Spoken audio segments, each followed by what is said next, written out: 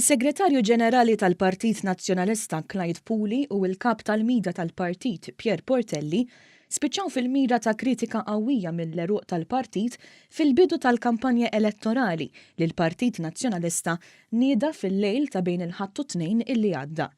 L-attakki kontra Puli u Portelli qegħdin isiru fid-Dar Ċentrali u gruppi magħluqa fuq il-midja soċjali. Puli u Portelli spiċċaw jiddefendu l-istrateġija tal-partit tal-elezzjonijiet tal-Parlament Ewropew minħabba li huma il-perċimes fit-tfassil tal-kampanja elettorali. Id-deputat kap għall-affarijiet tal-partit Robert Arrigo ma kellux għażla oħra ħlief li joħroġ u biex jiddefendihom. U min-naħa l-oħra biex jikkalma l-irjus tal-eruq illi mhux qegħdin jaqblu mal-istrateġija tal-partit li minnhom Arrigo jrid ikompli jiġbor il-flus.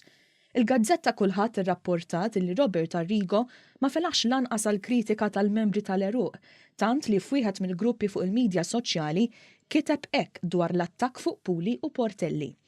Saffar ir-referi, l-ewwel minuta tal-logħba sparaw b'senter lil coach u l-kaptan. Sorsi fid-Dar Ċentrali qalu lill-Gazzetta li dawn l-attakki xejn ma niżlu tajjeb mal-kap Adrian Delija minħabba li se jkomplu jdajfuh meta suppost se jnaqqas id-distakk elettorali li hemm bejn il-partit tiegħu u l-Partit Laburista.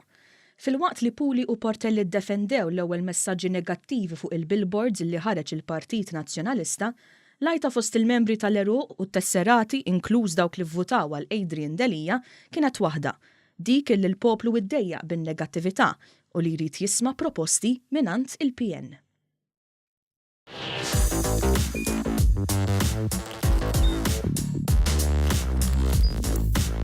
Idħol fuq one.com.mt u hemmhekk tista' tara l-programmi kollha li jxandru fuq One permezz ta' One Play.